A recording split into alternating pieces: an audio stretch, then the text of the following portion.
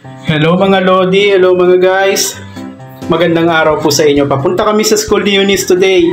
Kasi nga po, Christmas party po nila. Kaya ayan po, nakarating na kami sa school ni Eunice. Nasa labas na kami. Papasok na kami ng gate.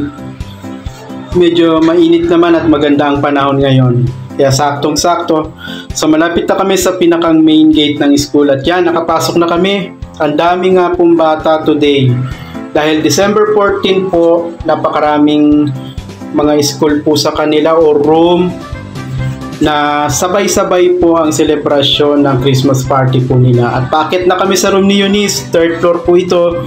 Medyo sumakit ang aking paa mga idol dahil medyo mataas ang pag-akyat dyan. Ikatlong palapag kasi. Pagpasok namin sa school ni Eunice, marami na pong mga magulang at kanyang mga kaklase na nandun. So, nauna sa amin maaga. At yan, nakikita nyo yung mga kaklase ni Eunice, talaga namang napakasaya nila today. So, ayan yung mga magulang na nag-a-assiste sa kanilang mga anak na sinamahan po nila. Hindi sumali si Eunice sa mga presentation or pag-games, I mean. Ayaw niyo sumali dahil nahihiya siya. Yan po ay year-end party ng grade 3. Grade 3 na po kasi ang aking anak na si Eunice.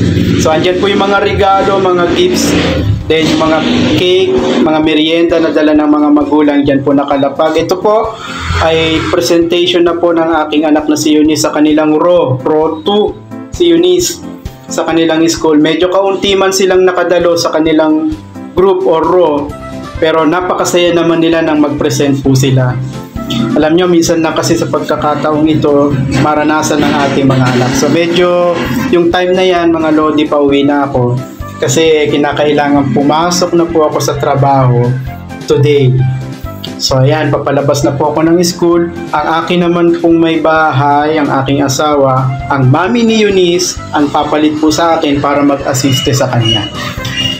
So ito na nga, dumating na ang kanyang mami sa school. Napakasaya ni Eunice, maraming mga regalong natanggap. At syempre, hindi kumpleto ang araw na yan kung hindi kasama si Baby Timmy. Talagang hindi nagpaiwan sa kanyang mami. Ayan si Baby Timmy, lakad ng lakad sa loob. So ayan, papalabas na po sila. So hanggang dito mga guys, maraming salamat sa inyong panunood. Magandang araw po.